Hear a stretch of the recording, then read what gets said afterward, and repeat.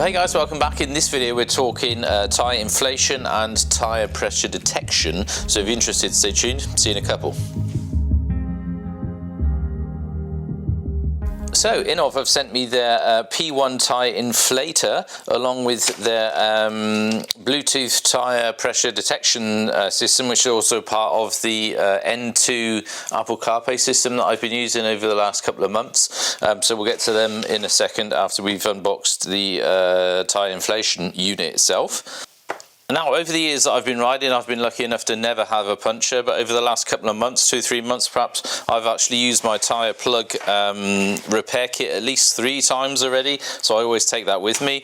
I've always got a tyre pressure gauge, which I take on my bike, and I always carry this compressor, which allows you to inflate your tyre after you've repaired it. Connects to your bike's power. It's quite large, quite bulky, so hopefully that is now going to be replaced by this one, which we'll look into in a sec, which is battery powered. This is obviously powered by your bike, and if you do have a bike that doesn't have a power socket, that becomes sort of null and void anyway. So hopefully I can get rid of all this, well, apart from the plug-in system itself. So let's unbox the tyre inflator, the P1 from INNOVV. Packaging is always top notch from INNOVV. So that is the unit itself. Comes with a little carry case, carry bag, and this is going to be my accessory box, which will probably house the cable itself, or the tube itself, and a number of adapters, because you can inflate footballs, basketballs, you can inflate push bikes, motorbikes, you can probably inflate lilos and all kinds. So there's plenty of adapters there for you to use. USB cable to charge the unit itself. Now this can actually also be used as a power bank. It's a 6,000 milliamp battery, so you can use this also as a power bank by connecting your USB cable to the out socket, USB out 5 volt 2 amps, and you've got a USB-C in 5 volt 2 amps adapter.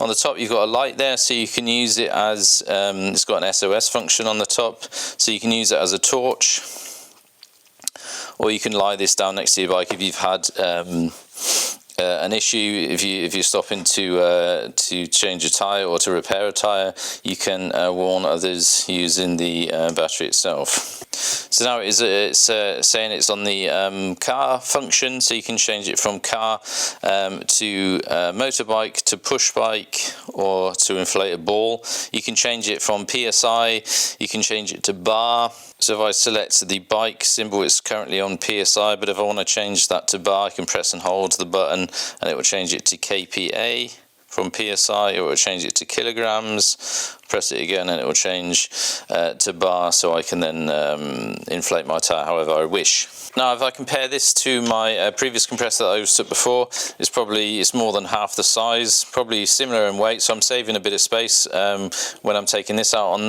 the road with me. They do exactly the same thing, but obviously this is a bit more bulkier. This is obviously connected and powered by your bike's power. As I said, it's kind of null and void if you don't have a power socket on your bike. This would be a good option for you to have because it's battery powered. But as I said, they do exactly the same thing.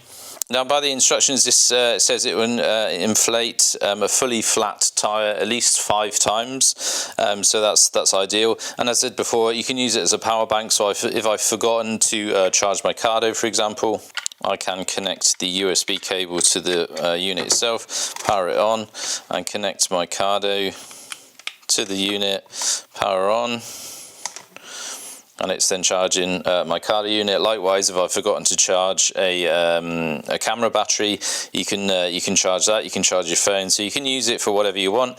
If you're not using it as obviously to inflate a tyre, but you'll get a good use out of it, a good amount of charges through whatever you're charging. As I said, at least 5 times to re-inflate a tyre.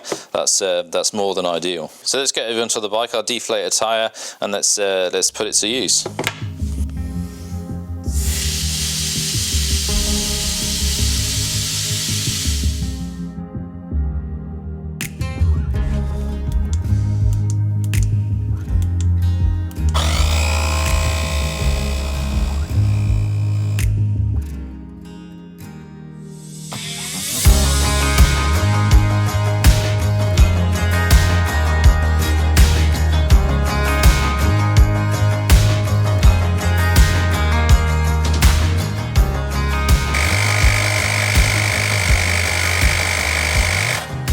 mint, works a treat.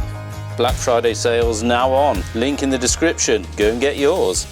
Right, so that's tyre inflation sorted. Now we can look at tyre pressure monitoring. So these are the TPMSs for the INNOVV N2 Apple CarPlay. If you want a more in-depth review of that, then I'll stick a video in the top corner. You can check out the installation and a bit more of an insight into the unit. So we've got two of these, one for the front, one for the rear, doesn't matter which one goes where.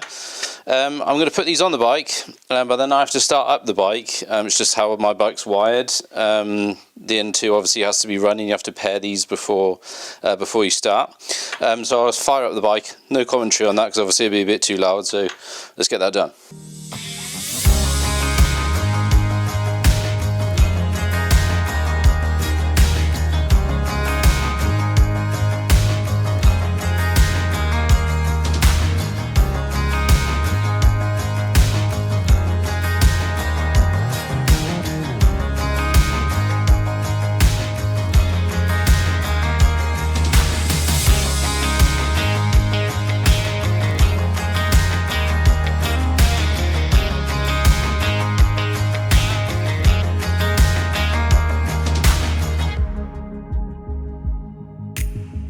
Now it's probably worth mentioning there are some inconsistencies with regards to the accuracy of either the tyre pressure valves or the pump itself. As you can see there, I put in 2.45 bar and it's reading 2.3 on the display, so that's something to bear in mind when you're inflating or deflating your tyres.